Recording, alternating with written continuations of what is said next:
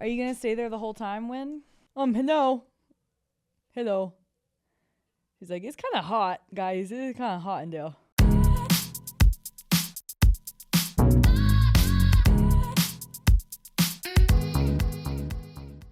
Welcome, friends. Welcome, family. Welcome, everyone, to My Body, My Jokes. You know this podcast, hopefully, by now. It's Morgan. We're at Dude IDK. And today is a very exciting day, as most days. Winnie is walking through the studio and messing with the curtains. If you haven't seen Winnie on the pod, you got to, watch the video because she's in there, man. She's a gem. I love that dog. In the next few weeks, I have a few shows, which is really exciting. You might have heard of them. We have Hourglass Social here at Dude IDK Studios on February 8th. And that is like a hangout social hour that ends in an all-femme, queer, non-binary comedy show. It's for the girls. It's for the gays. It's for the theys.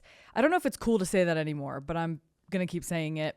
And then we have the Roast of Diet Culture on February 27th, which is a show benefiting the Eating Disorder Foundation here in Denver that I've put together with them. And I'm super stoked because I have a really great list of comedians who love to roast, who are great at roasting, and we're just going to talk shit about diet culture.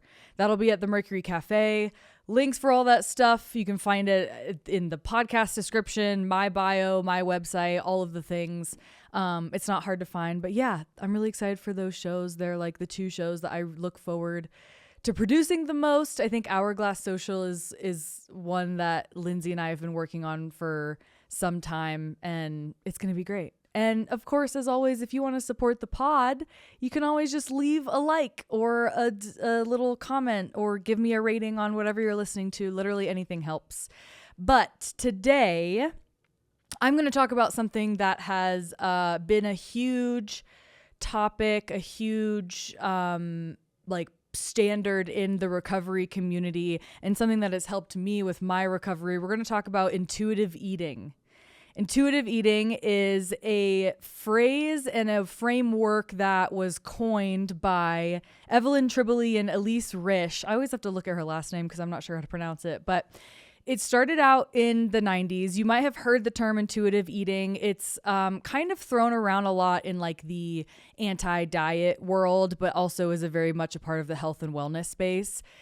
It predominantly came out in the 90s. It was part of a peer-reviewed article by Evelyn and Elise. And then in 1995, they published their book called Intuitive Eating. And it has since then kind of taken off. And I'm actually holding the 4th edition of the book. I'm not sure what year this came out, but this is the most recent version of the book.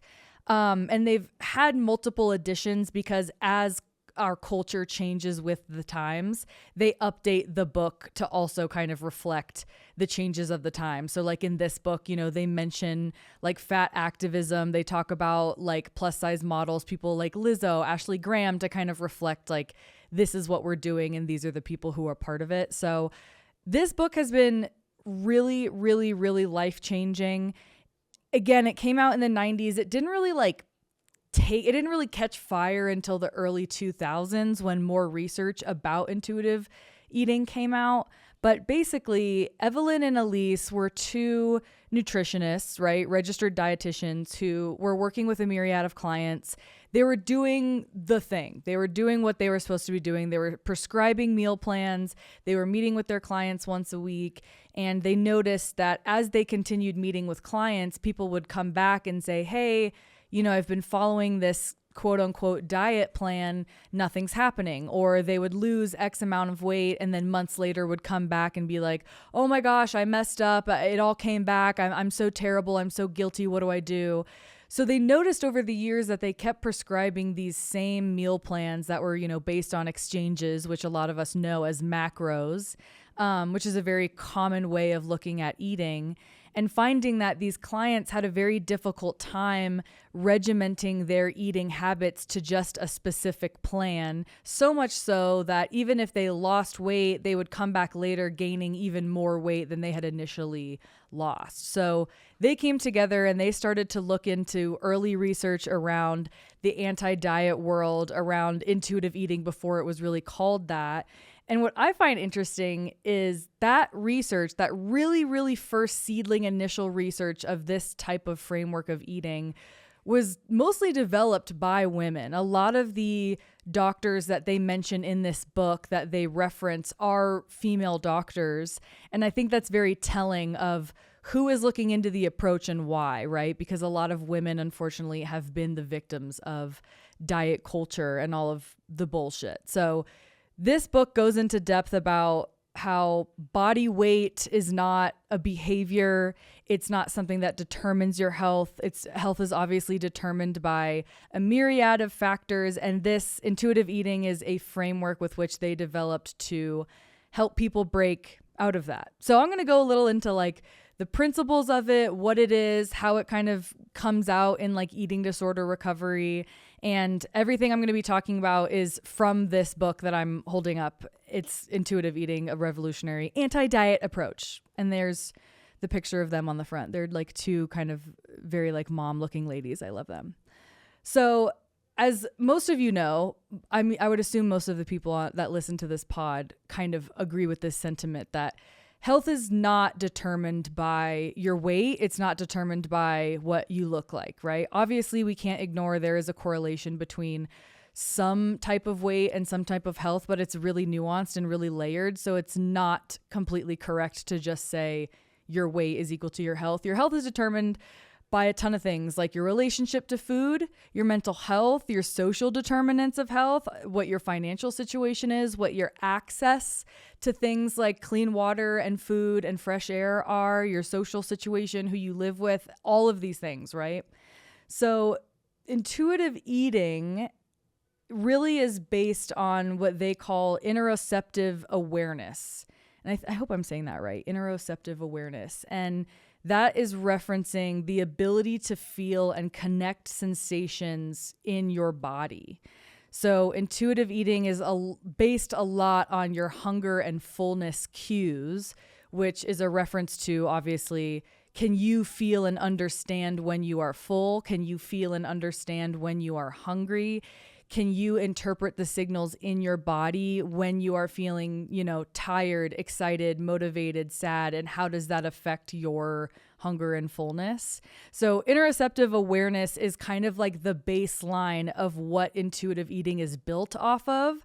And then under that, there's a lot, whether it's like, interoceptive responsiveness, how you respond to that, how you interpret it. So basically just knowing the signals your body is sending you and being able to interpret them. I think that's really interesting because as I've read this book, I had the first edition and now I have the latest edition. We have been so programmed to see health or see eating as this one-way street, right? It's like you have to eat this, that, and that. You have to exercise this way. And we're really like not listening to our body at all. Like you'll see health influencers be like, even if you're on your period, even if you're tired, like you have to go to the gym. You cannot give yourself an excuse. And it's like listening to your body does so much more for you in the end than pushing through your sickness or forcing yourself to down a stalk of celery when you really don't want it. Like your body is not going to be happy with you. Our bodies are so much smarter than we give them credit for. So it's really important to know that intuitive eating as a concept, as a book, as a framework is not a diet. It's not a way to lose weight. It's not something you should embark on if you hate your body, right? Unless you're trying to like if you're trying to lose weight, I mean. It's something that is meant for people who are trying to break out of that, right? So if you're someone who has dieted your whole life and you're like, I'm sick of this, I can't do this anymore. Or if you maybe are uncomfortable with your body, but you're even more uncomfortable with your relationship with food, this is a framework to completely change your thinking and do a 180 on the diet culture that has permeated your psyche. This book references a lot of studies. There's a lot of science that is included in this book. I won't be like referencing every single study. There are a few, but I just want you to know that the book, I'll link to the book at the end of the episode and in the episode description, so you can kind of go and look and get your own perspective of what I'm talking about. But this isn't a book that's just written out of someone's opinion. It's written based on studies. It's written based on the experience of these registered dietitians, as well as other case studies that have to do with intuitive eating. So intuitive eating is comprised of 10 principles. And the book itself goes into each principle in depth. So I'm going to give you a little bit of an overview of what each of those are and what they mean and how the book kind of goes into them. And then there's also a lot of information in here, like quizzes that you can take to determine whether or not you're already an intuitive eater. I think there's a chapter on how to raise an intuitive eater if you're a parent and are worried about helping develop a good relationship with food for your child. There's also a piece on recovering from eating disorders. Obviously, this is not a diagnostic piece of literature. You can't read this and like diagnose yourself with an eating disorder, but this is something that my care team recommended to me years ago, and I did not heed the advice until recently. But this book has always been recommended to people who are recovering from eating disorders. The principles of intuitive eating and the health at every size movement are something that like my personal nutritionist is really interested in and has done a lot of work on and has actually gotten certified in. So it's a huge framework that is a part of the recovery community. And even if you don't have an eating disorder, like this is very helpful to know. So let's go through the principles. The first one, and probably the most important one, is to reject the diet mentality. What the heck does that mean? So thinking about where diets come from, what they tell us, how they interact with our daily lives, right? So a diet is something that you go on when you want to pursue weight loss, whether that weight loss is for personal reasons, for so-called medical reasons, to fit into a bikini before you go on a cruise, whatever it is, right? And the idea is that you subscribe to this plan, to a plan for a fixed amount of time. And at the end of the fixed amount of time, you will be at whatever goal weight, or you will have quote unquote fixed the problem.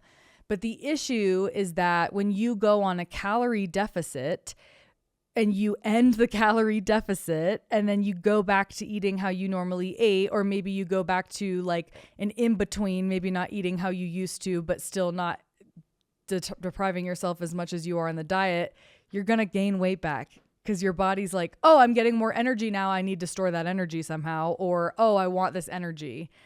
So a lot of the time, the reason why diets don't work is because you go on it, you get off of it, and then because you're not maintaining this ridiculous low calorie deficit, your body is going to respond accordingly and is going to go back to the weight that it felt happy at or the weight it wants to be at, right? So rejecting the diet mentality and rejecting the idea that diets are good and it's just your fault, you are just bad at dieting or you don't know what you're doing, is really the key into stepping into intuitive eating. You can't hold on to the lies that they have told you constantly about if you can just stick to this for the rest of your life, you're going to be thin and you're going to be happy, right? Because that's not realistic.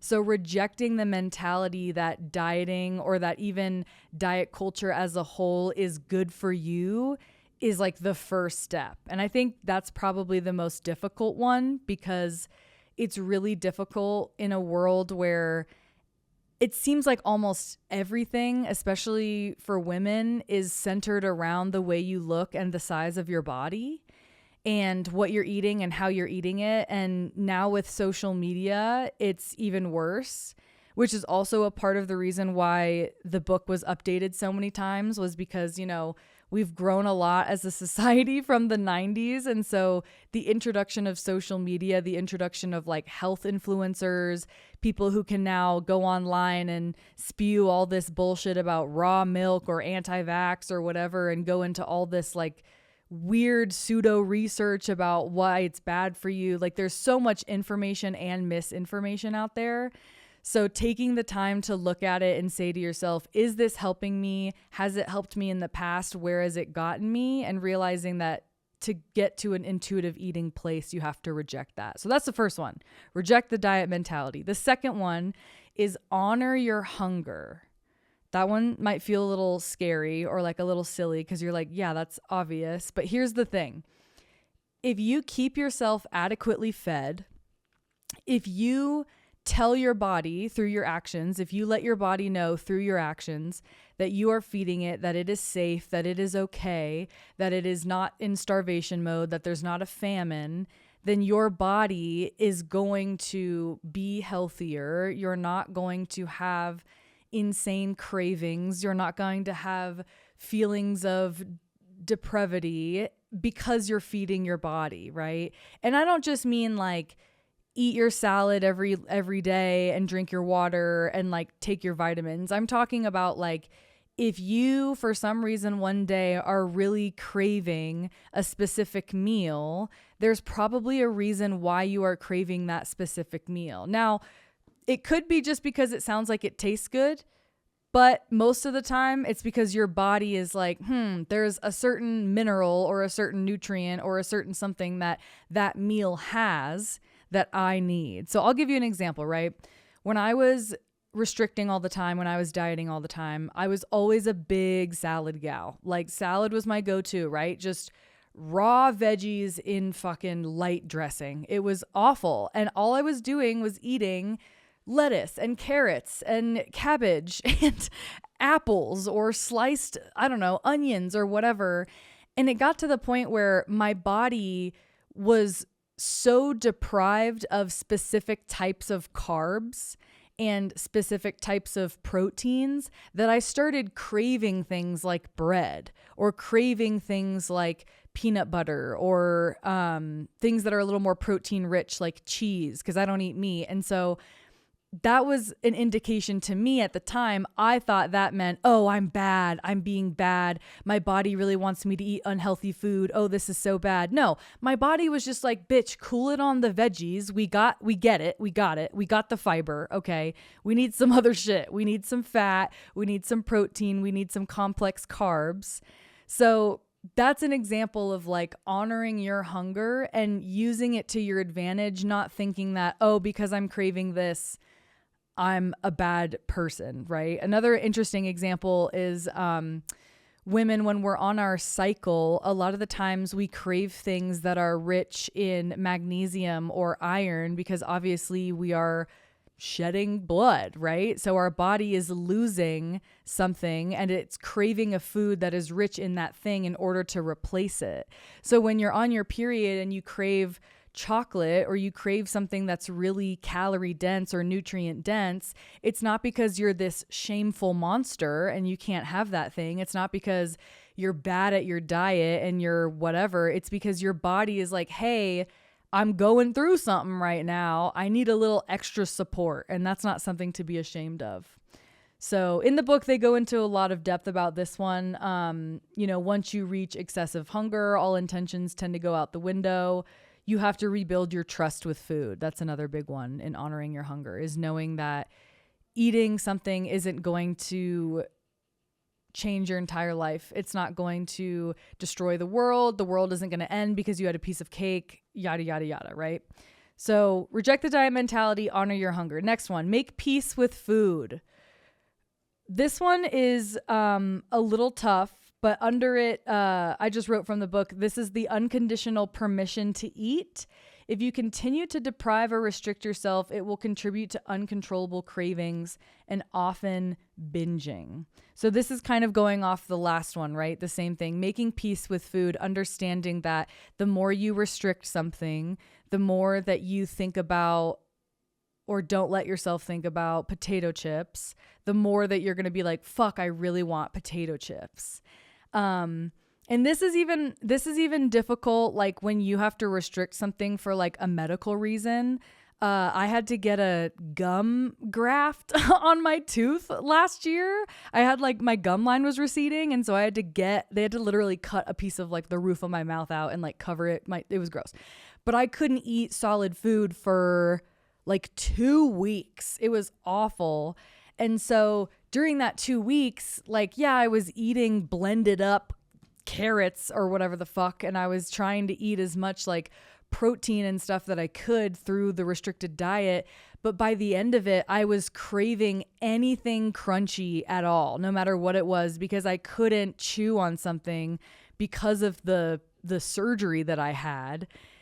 And so it was like, by the end of it, I was like, I'm going to get a bag of chips. I'm going to get rice cakes. I'm going to fucking munch on a thing of celery. Like, it's so clear that anytime you restrict something, the more that you're going to think about it. So if you just say to yourself, hey, okay, I'm just going to like make peace with whatever it is, right? If you think eating bagels is the worst thing in the world, just eat a bagel and just see how you feel. And just understand that the world around you is not changing. Your body is not going to change in one day. One meal is not going to make a difference, right? So making peace with food and understanding that it is not the enemy is a really big step. The fourth one is challenging the food police. The food police. We got to defund the food police because they are not welcome in this intuitive eating mindset, okay? The food police is that thought that we have all pushed into our psyche and have held on to from diet culture, from the things that we have been told, whether it's through like gym class when you're a kid or magazines or the media, social media, your parents, that idea that there's only one way to eat healthy. And if you don't do it that way, you are doing something wrong. The food police does not know what they're talking about because their only job is to sit there in the back of your brain and tell you that you're wrong, when in reality, eating a variety of foods, eating a variety of nutrients is going to do way more wonders for your body than depriving it ever will. So the food police is that voice that is always like, eating a salad is good, eating a burger is bad. Right? If you go out to eat with your friends, if you eat pizza, you're bad. But if you order like the, vegetarian sandwich, you're good. Right? That person, that voice, first of all, is super dumb. And second of all, isn't going to do anything for you. It's not going to like make you live to 100 years old because it's constantly telling you that what you're doing is wrong. It's a voice that we have all kept in our heads because it seems like it's helpful and it seems like it's helping us make good, quote unquote, good decisions. But what it's really doing is just making us feel more guilt and shame for something that we don't need to feel guilt and shame about, therefore hurting our mental health more, which then contributes to hurting our physical health. Like, so it's just a vicious cycle, right? Challenging the food police and asking them, right? Asking yourself when it comes up, why are you saying that? What does it really mean? Is hard, but it's important.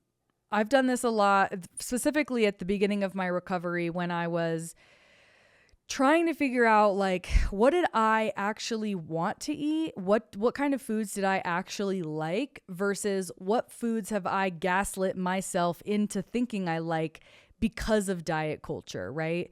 In all honesty, like salads are great and I love a good salad every once in a while, but like I don't need to eat it all the time. Like I've been telling myself forever that that's the one meal that you should eat or that is good because it's always kind of the food that we see in like diet commercials or like if you see like a medication like for diabetics commercial, it's like the diabetics eating salad. You're like, oh, okay, so clearly they're doing something right. But in reality, like it's not, I don't know, it's just not something I like crave that much anymore. And so I had to challenge the food police and be like, hey, you're telling me to eat a salad, but what I really want is a grilled cheese. And so I'm going to eat the grilled cheese and my body's going to feel so much more satisfied. Whereas if I would have eaten the salad knowing that I don't actually want it, I finish the salad and I might be full, but I still feel like I want to eat something else because I haven't been satisfied by the salad. So looking at the food police and being like, you're not doing anything for me is probably more, it's more important than you think it is. It's definitely difficult. But it's one of like the first steps I think in recovery specifically is looking at like, where is that voice coming from and what is it actually doing for me? Feel your fullness. That goes back to the interoceptive awareness. So you know how like when you go to Thanksgiving and you eat a lot and you have such a distended stomach and you're uncomfortable and you like get the meat sweats or whatever. And that's when you feel your fullness for sure, right? Like, you know what your body is telling you. Your body is telling you, hey, we have had enough. We got to calm down. We got to digest this. Knowing that that is like the extreme of it, how can you zero in on the smaller cues that you're being given? A really good tactic for this is listening to your body during a meal and not just like after it. So if you have a meal in front of you, you're hungry, you start eating, thinking about, okay, this first bite is probably the best bite, right? And then every bite you take after that may not be as like wonderful or satisfying. So when you get to the middle of the meal, when you're like, say, halfway done, taking a pause, taking a breath, and just being like, how do I feel right now? Checking in with myself. Am I getting toward fullness? Am I still feeling really ravenous? Am I distracted because I'm eating while watching TV or reading a book or looking at my phone? And taking that distraction away and asking yourself, where am I at? And it doesn't mean you have to stop eating. It doesn't mean that you now can only eat half your meal. It just means, hey, take a pause, take a second, take a breath, talk to the person you're eating with, or stop looking at your phone, put your phone down. You know, if you're at home, stand up for a second, just kind of feel where you're at. And after a minute or so, just either keep eating or stop if you're full. And that's really helpful. It sounds annoying, but it's really helpful. You don't have to make it a big obvious thing, but I do it a lot, and I have been doing it a lot since I read this book, to the point where sometimes when I eat around like my mom and I like stop in the middle of the meal and I just put my fork down and I just kind of sit there for a second. She's like, "Are you okay? Are you done?" And I'm like, "No, I'm just taking a break." Like, just take a break. That's all it is. It doesn't matter. It doesn't mean you have to stop eating. It doesn't mean that you have to like make a big deal out of it. Just take a breath and just kind of see where you're at. Take a sip of water, do whatever, and listen to your body. I have had to work really hard on figuring out my interoceptive awareness, because as someone that has been through the binge restrict cycle so many times and for so long, I've lost the ability to be connected to my body and have gotten a lot better at it now. I feel like my metabolism is healing, if not healed by now. But, you know, when you first go into recovery or go into a space where you're like, okay, I'm not going to follow this diet anymore. I'm not going to follow this regimented situation. I'm just going to listen to my body. It is kind of hard. You have to be like, okay, am I feeling like, is that burning sensation hunger, or am I just tired, or am I craving something but I'm not hungry? A lot of people with eating disorders sometimes can't get back in tune with their hunger cues because they're so skewed from not eating that their body doesn't send the correct hunger signals anymore. So sometimes I have even had to tell myself, like, even if I don't feel physical hunger, but I haven't eaten in 4 hours, I know I need to eat because maybe I start getting a headache, or maybe I start feeling really tired, or I start to like think about food. Even if I don't feel physically hungry, like my mind is on food. So there are other indications telling me it's time to eat. Whereas with fullness, it's difficult when you're a binge eater because you habitually eat past fullness. So understanding the difference between being full, being satisfied, and being uncomfortable. I think being satisfied is probably like the first. They have like a hunger and fullness spectrum chart in the book. I think being satisfied is like one step below being like full. Because when you're full, you're like, you feel it and you're almost like on the brink of being uncomfortable. And then beyond that, you're uncomfortable. So just like practicing where you're at with your body. Do you feel full? Have you just been doing a lot today? Are you exhausted mentally? And starting to understand how your body talks to you. The next one is discover the satisfaction factor. I love this one. This is probably my favorite one. The pleasure and satisfaction that comes with eating is powerful. Provide yourself with satisfying eating experiences, and you will find that it takes much less food to decide that you have had enough.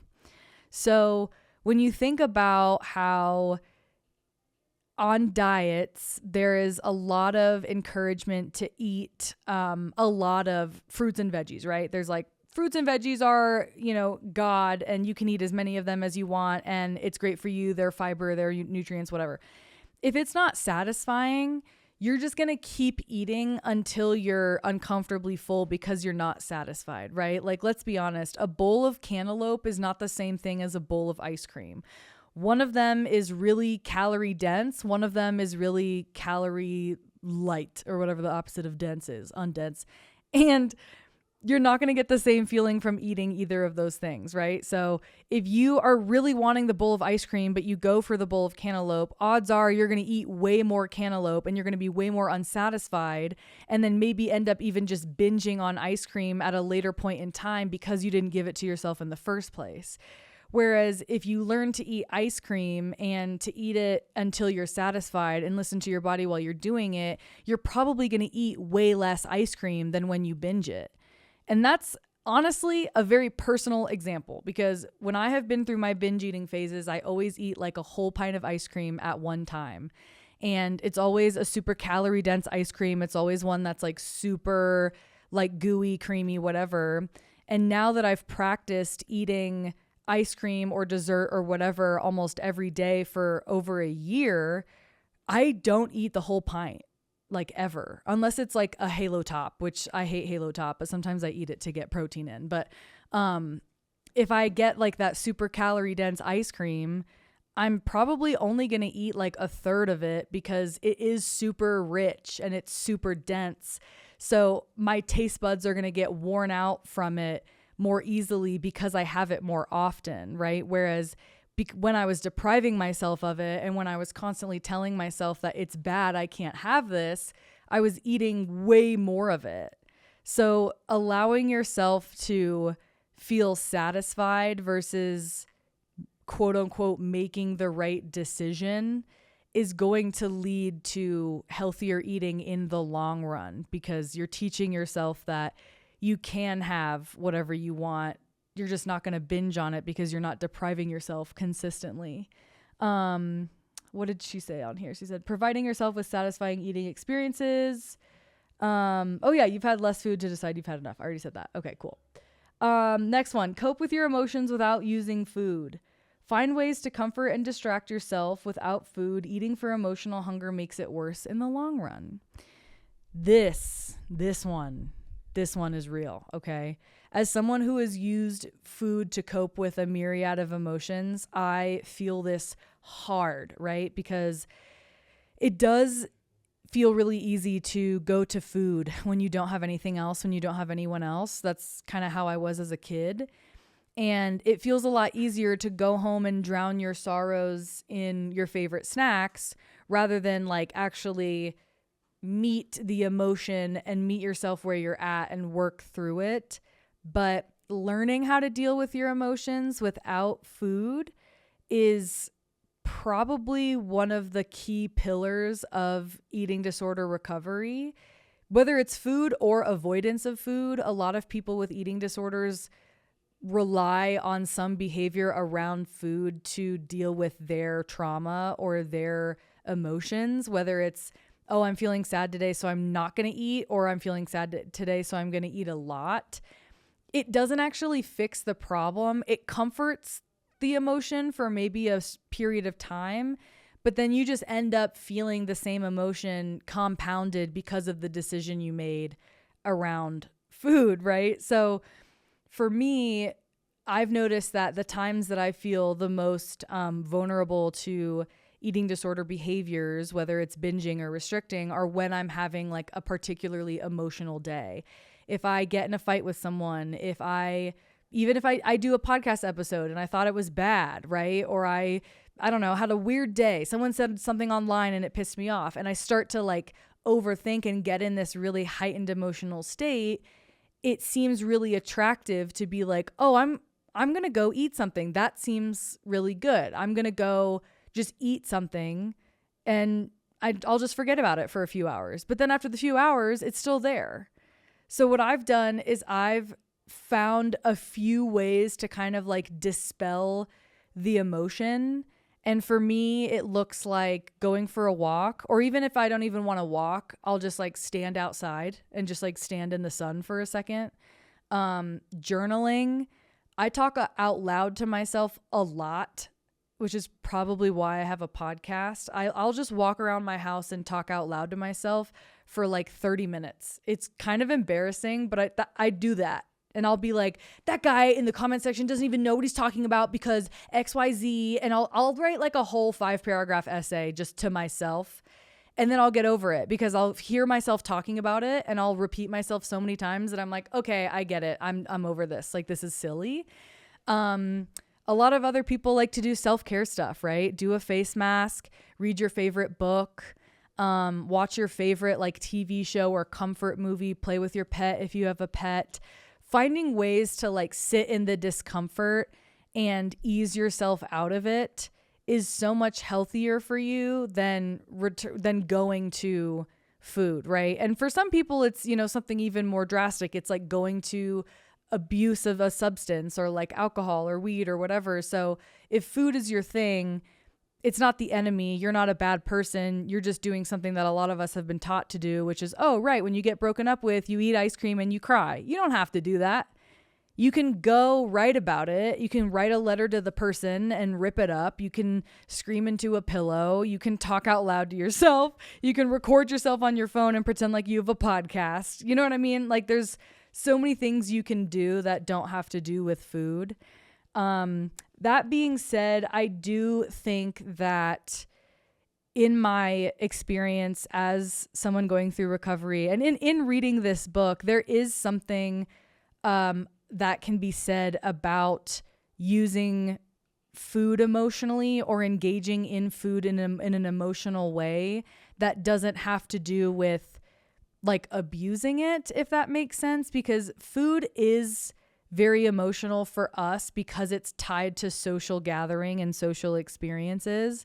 So if you have a day and you're like, I really just want to eat a comfort meal right now, and it doesn't feel like you're doing it out of this really heightened emotional experience, I think that's also okay.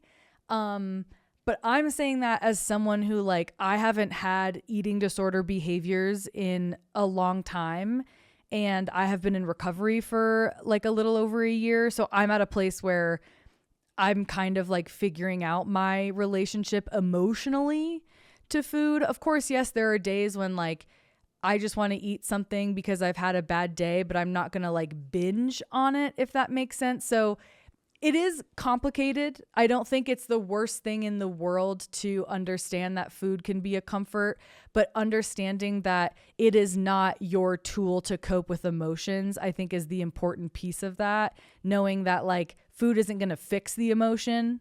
That's the piece that I think is really important. The next one, and probably my second favorite, if not maybe my first favorite, my second favorite, is respect your body. Respect your fucking body. Accept your genetic blueprint. This is straight from the book. Accept your genetic blueprint, because what's the difference between having a shoe size that you can't change? If you're a size 9, I'm a size 9, I'm a women's size 9. I can't change that. I can't cut off my toes. I can't work out to change the size of my feet. I'm always going to be a women's size 9, right? I can't change that. So what's the difference between having a size 9 foot and having a body that's a certain shape or a certain way and not being able to change that, right? We all have genetic markers, and we to this day still do not 100% understand why bodies look and are different and feel different, right? Like, I think we're smart enough as a population to understand that genetics play a huge role in how we develop, right? So where did your ancestors come from? What did they go through, right? Like, I think that's why a lot of, I'm probably going to butcher this, but like Nordic countries or like countries that have experienced large periods of famine tend to end up as people in larger bodies, because their bodies and their DNA has been altered to survive famine, right? So even if you yourself are not going through a famine,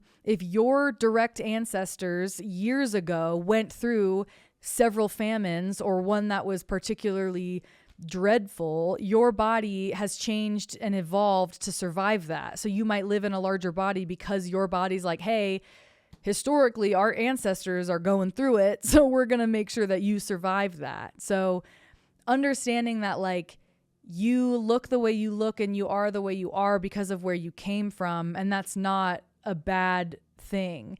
You can't venture into intuitive eating if you're unrealistic about your body and how it's supposed to look. The book, I really love this, especially now that it's updated. The book talks a lot about anti-fat bias and how we function in a society that puts thinness on a pedestal and equates thinness with health.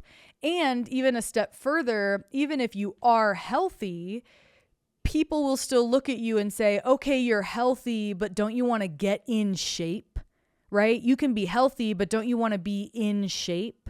So the idea that like everyone should be striving for this one particular look, whether it's you're a man and you're supposed to be tall with hair and really muscular, or a woman and you're supposed to have clear skin and big boobs and a flat stomach and a big butt, right? Like the idea that there's only one beauty standard for two very like heteronormative genders, it's fucking stupid. So another piece that they talk about is that delaying the care of yourself or enjoyment in your life until you've lost weight does more harm to you than good. So we all know, you know, the story of like, oh, she lost 40 pounds for her wedding, or I'm not going to wear that dress until I've lost this much weight, or I'm not going to get hair extensions. I'm not going to do XYZ until I lose this amount of pounds. Like, why?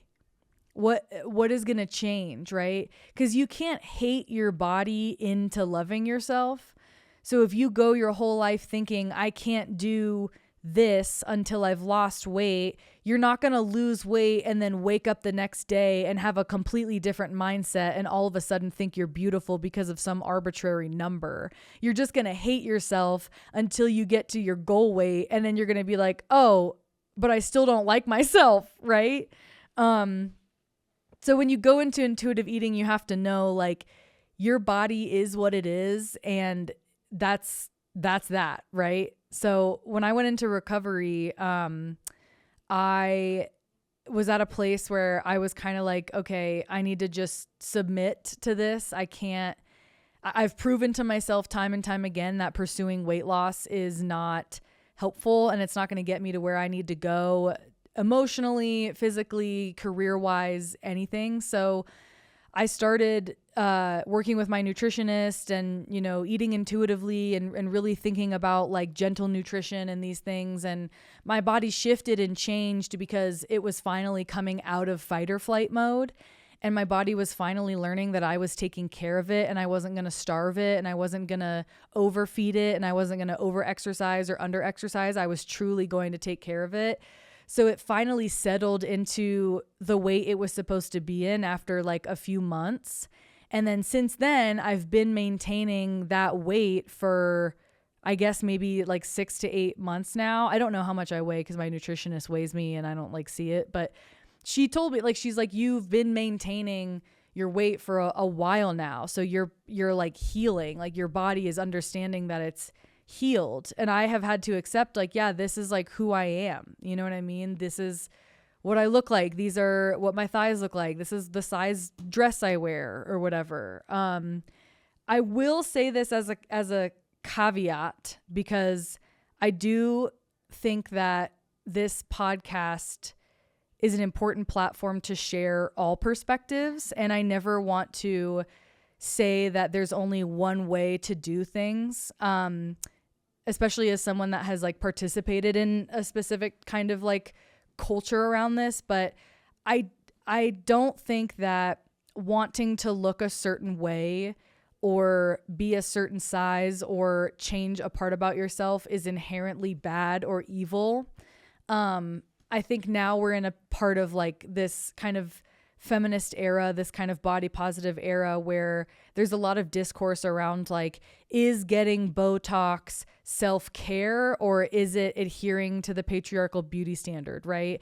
Is dyeing your hair and getting a boob job self-care or is it adhering to an unrealistic beauty standard? And I think it's really nuanced and there's no one way to say yes or no. I think at the end of the day, what I have learned as someone that like, I take care of my skin because I want to have nice skin. I put on makeup because I want to look cute. I do a lot of shit to my hair because I want my hair to be strong and healthy. Like, I am not someone that is against body modification, but I have come up with the question of, can you pursue what it is you're trying to pursue without losing yourself?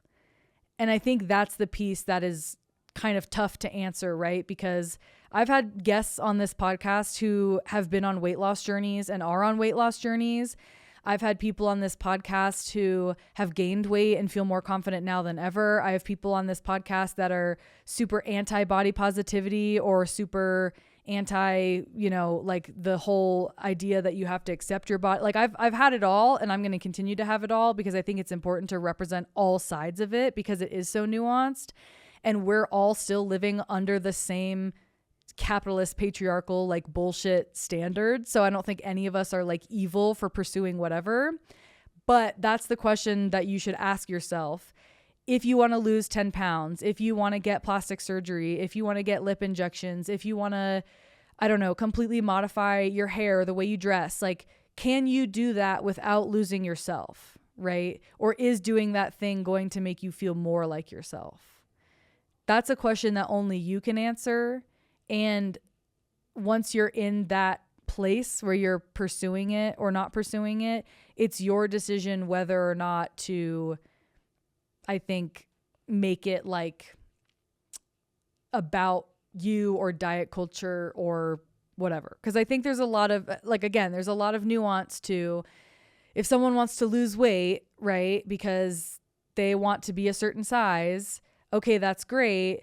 Can you do it without like making it about how, oh, I was so ugly, but look at how pretty I am now, or making it about like, everyone should do this. Everyone should follow this plan. Losing weight changed my life and everyone should do it. Like making it about, no, I was beautiful before and I'm beautiful now. And now I just feel a little bit more like myself. So asking yourself that question.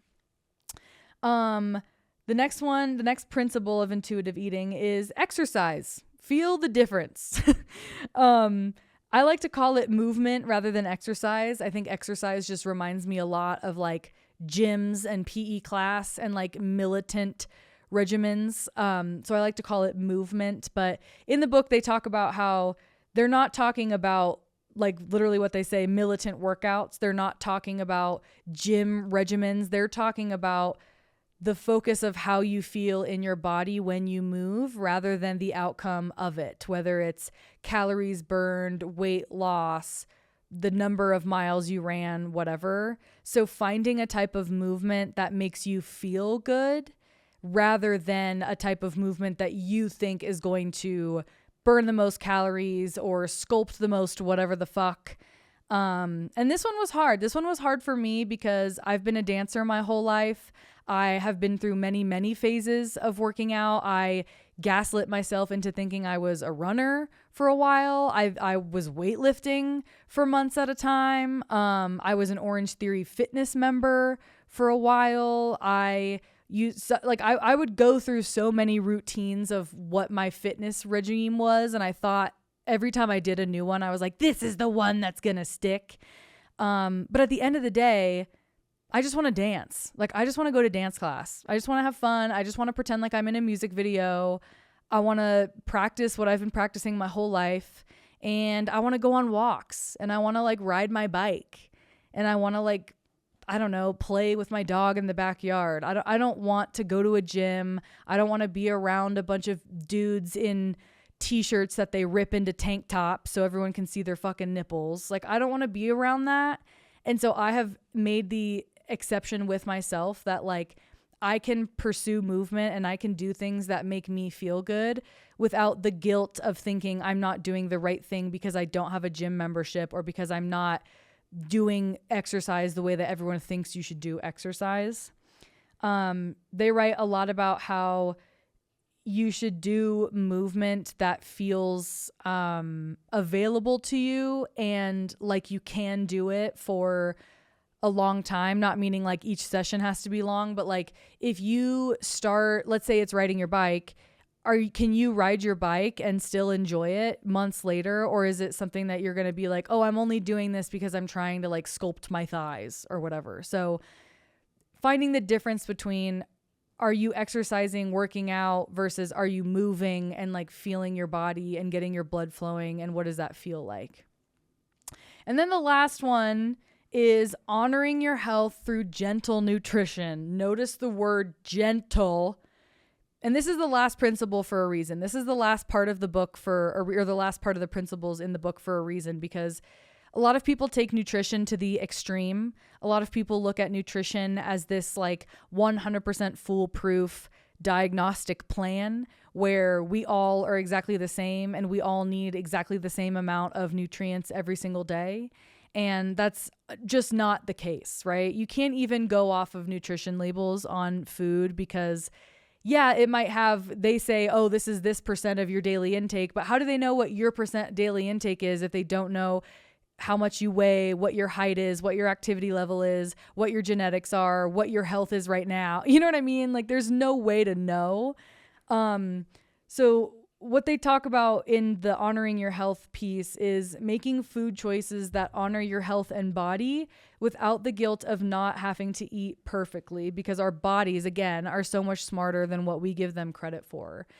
And again, what that means is like understanding that yeah, we're not telling you to eat pizza and ice cream and all of these processed foods like 100% of the time, because you're probably not going to feel great, right? Your body's probably going to be a little upset. Your tummy's not going to feel good. Like if you're constantly eating the same thing over and over again. So you do need to eat a variety of foods. You do need to have vegetables and fruits and fiber and nutrients. You do need to eat foods that are of the earth, right, to survive.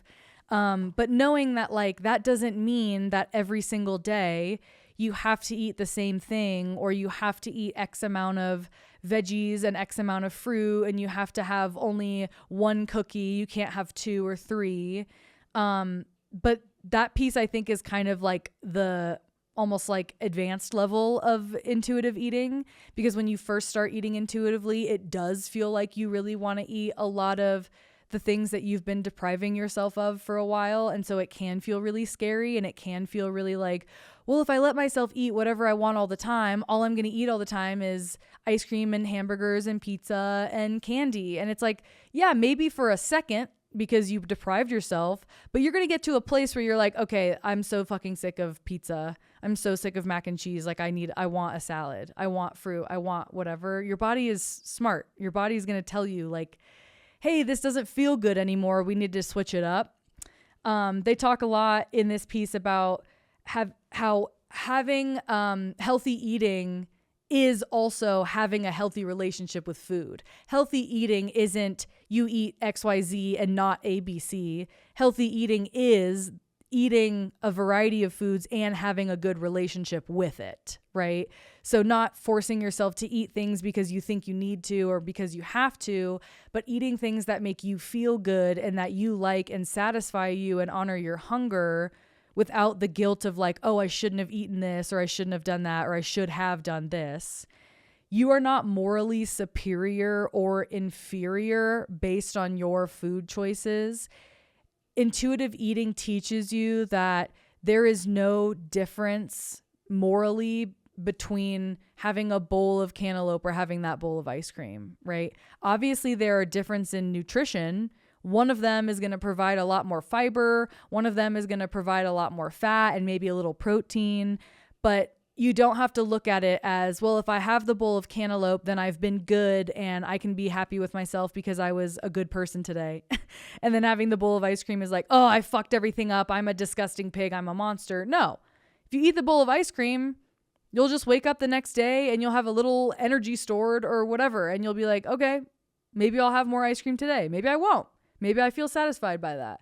But if you eat the cantaloupe because you feel like you can't have the ice cream, then you're just, like I said earlier, you're just going to eat more cantaloupe. I could say the same thing over and over again. It's healthier to eat a variety of foods and to get a larger range of nutrients rather than sticking to the same food. So there was a study in the American Journal of Clinical Nutrition that found that adults who ate foods from only 2 or fewer food groups were associated with an excess mortality rate of 50% in men and 40% in women. And notice how this says who ate from 2 or fewer food groups. It's not saying what food groups, right?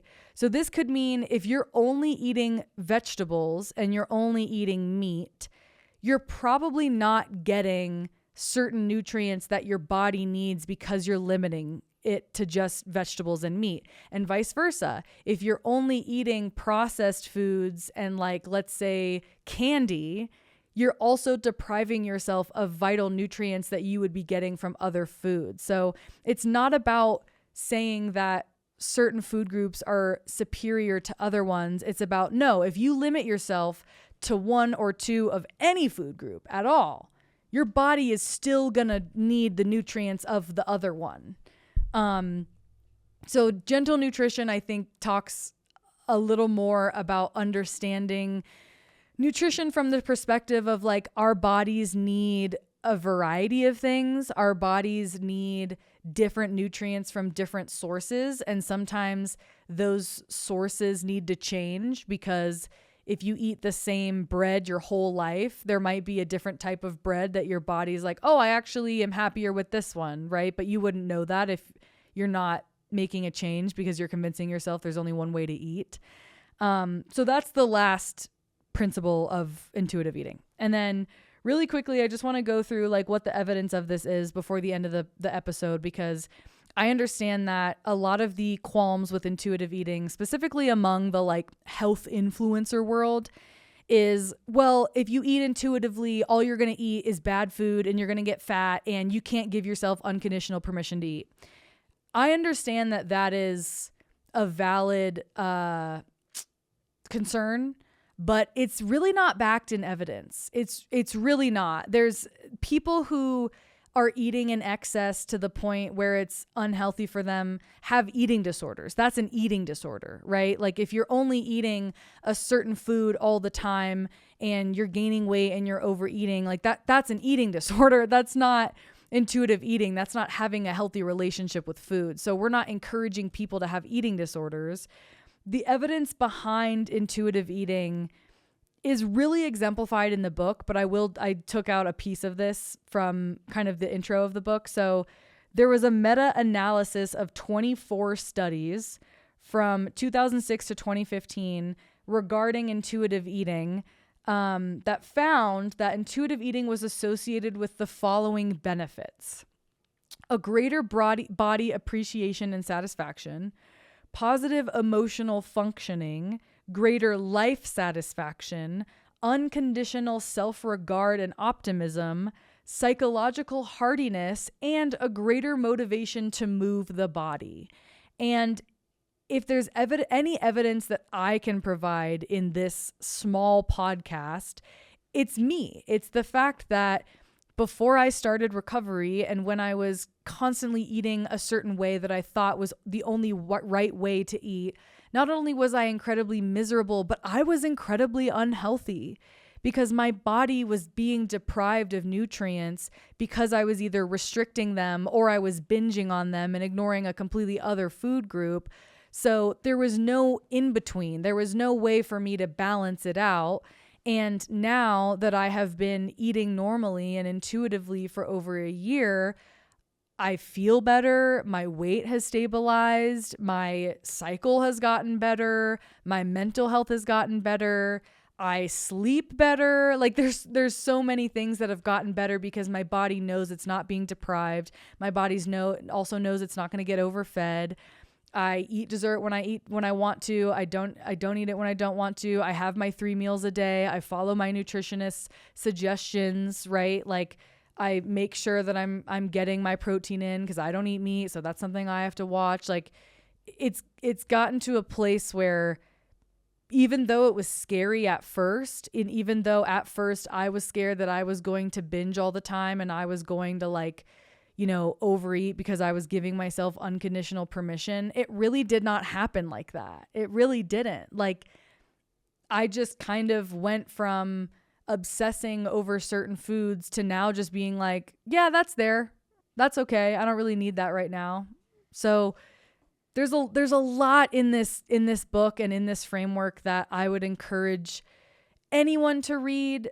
My boyfriend read it and he said that he got a lot out of this as someone who he's been an intuitive eater. Like he's never really struggled with this stuff. And even he read this and was like, oh, wow, this is really interesting and really enlightening. So Intuitive Eating by Evelyn Tribole, Elise Risch. I have the link to the book in my link tree. I'll put it in the description of the episode. But seriously, this has probably been the biggest change for me in my recovery, and the biggest supporter is just this book, this research, these two nutritionists that came together and were like, you know what, we're going to develop something that is actually realistic and makes sense for people, and we're not going to shame people anymore about their bodies or how they eat. So thank you for listening to this episode. I hope it was insightful. I feel like I was rambling, but like I said in the last episode, I'm not perfect. I don't need to be perfect. This podcast doesn't need to be perfect. And I'm going to leave you with this. Your body is constantly talking to you, so please listen to it. Thank you guys for listening. I'll see you next time. Bye. Thank you so much for listening to My Body, My Jokes. Please be advised that the information provided in this podcast is for general discussion purposes only and should not be considered medical advice. Always, always, always seek the advice of a qualified healthcare professional with any concerns you might have regarding the topics discussed in today's episode. Also, if you or someone you know is struggling with an eating disorder, please call the National Eating Disorders Association helpline at 1-800-931-2237. Bye.